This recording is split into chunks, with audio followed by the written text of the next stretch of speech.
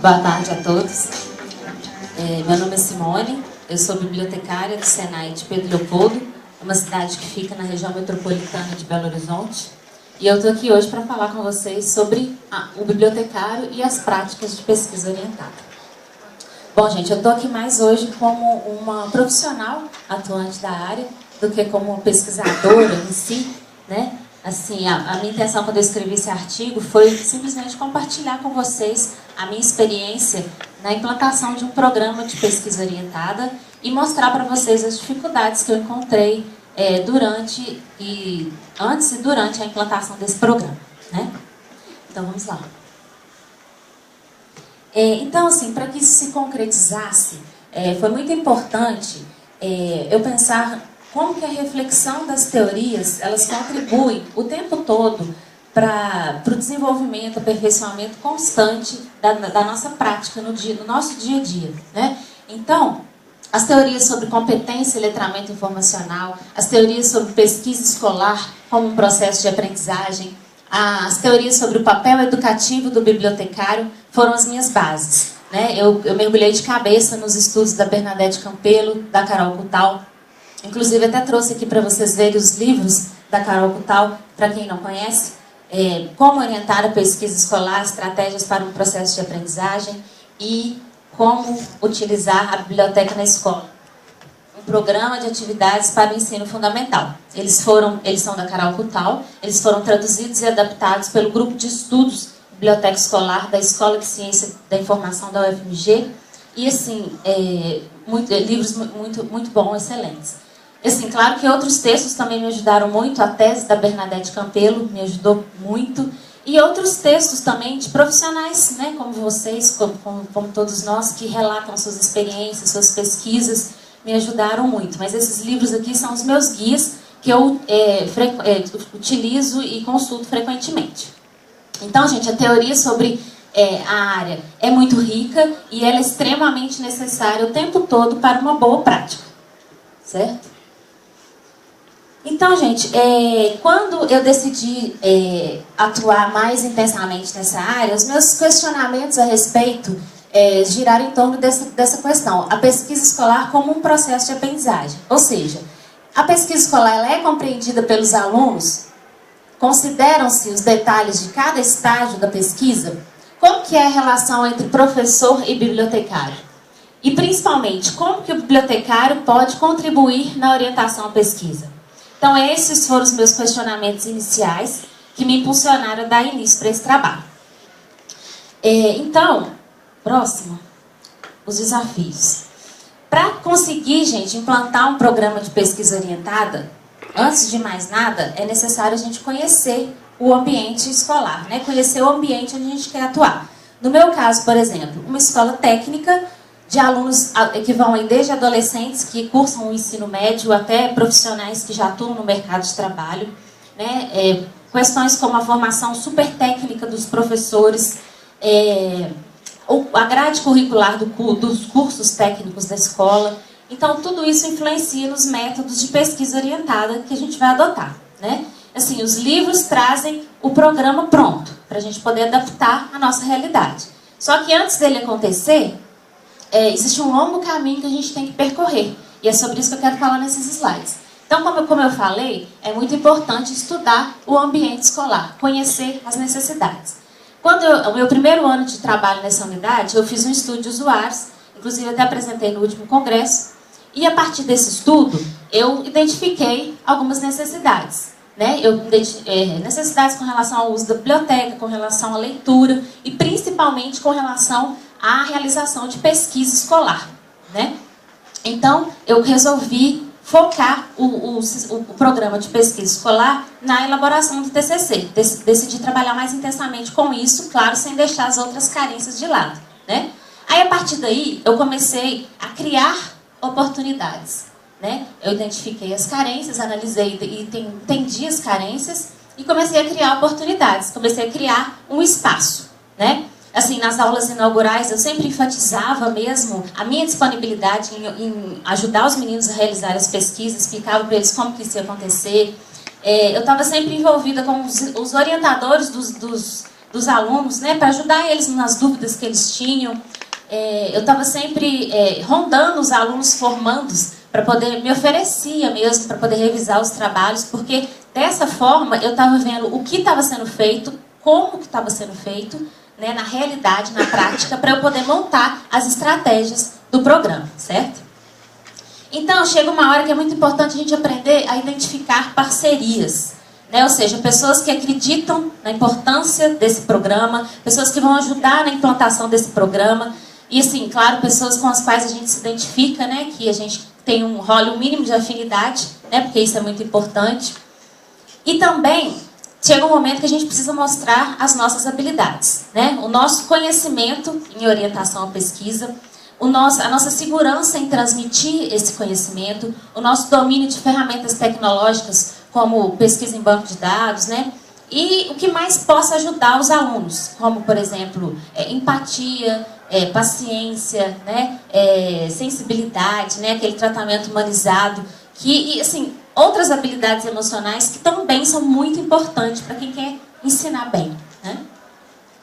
Então, depois disso, chega uma hora que a gente precisa começar a assumir responsabilidades, que eu coloquei ali.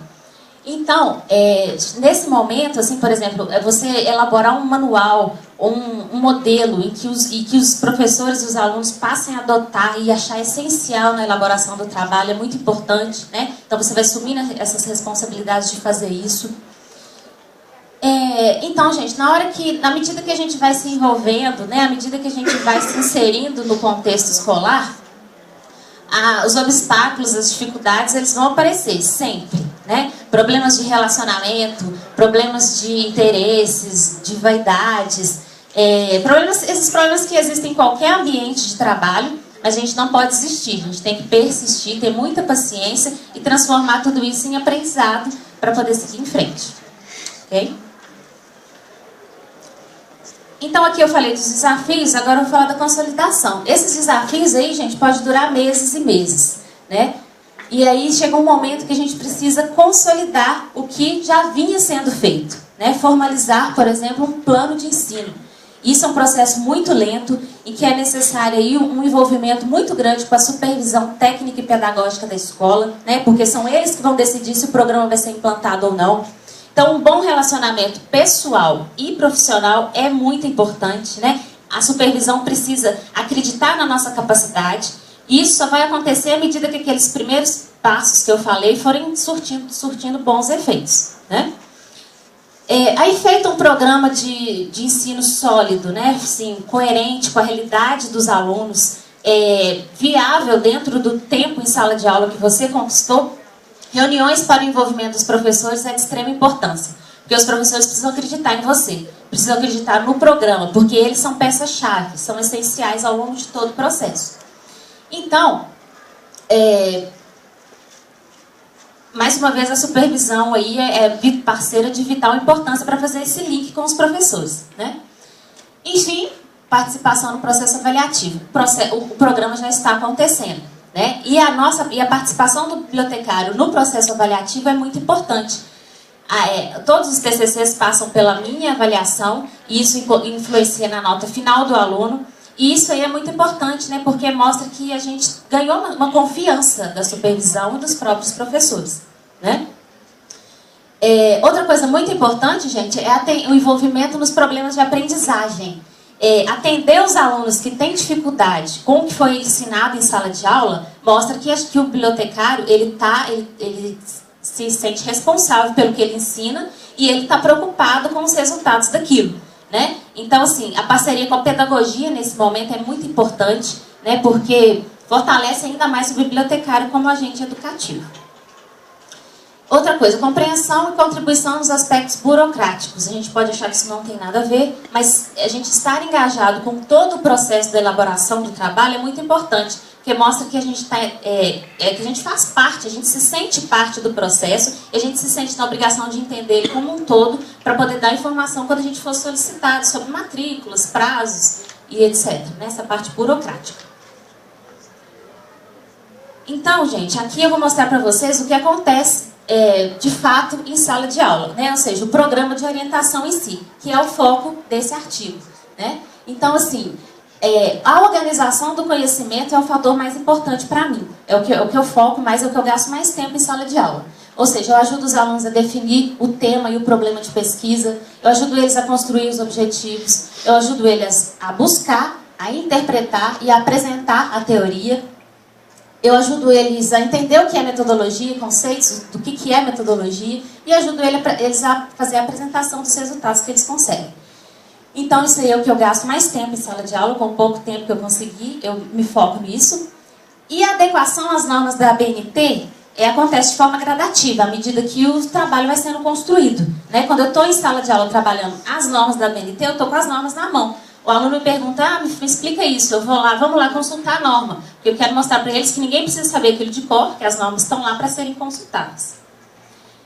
E, gente, habilidades específicas de outras áreas. Eu acho que é um diferencial para nós bibliotecários. Por exemplo, eu não sou professora de informática, mas se eu sei usar o Office muito bem, né, eu posso contribuir nessa parte, porque muitos alunos têm dificuldades com isso. Por exemplo, eu não sou professora de português, mas se eu domino um pouquinho o conteúdo, né, por que não ensinar o aluno a construir um texto direitinho, né, a escrever dentro das normas cultas, né? Então, assim, são habilidades que estão fora da nossa área de atuação, mas que a gente se identifica e que a gente pode aperfeiçoar com o tempo, né? Por exemplo, no meu caso, eu gosto muito de português. E eu percebi que eu me sentia bem quando eu estava ali ensinando os alunos. Eles me pediam ajuda para construir um texto. Eu me sentia bem fazendo isso, né? A ensinar os alunos a escrever direitinho. Aliás, uma grande dificuldade de muitos de nós. Aí eu resolvi fazer letras. Por quê? Porque eu percebi que aquilo ia me dar mais confiança na hora de ensinar. E também foi quando eu tive acesso às teorias das práticas de ensino. Uma coisa muito importante para quem quer dar boas aulas, para quem quer ter bons resultados e que o curso de biblioteconomia não aborda, né? Então, mais um. Falando aí de perspectivas futuras, né, gente?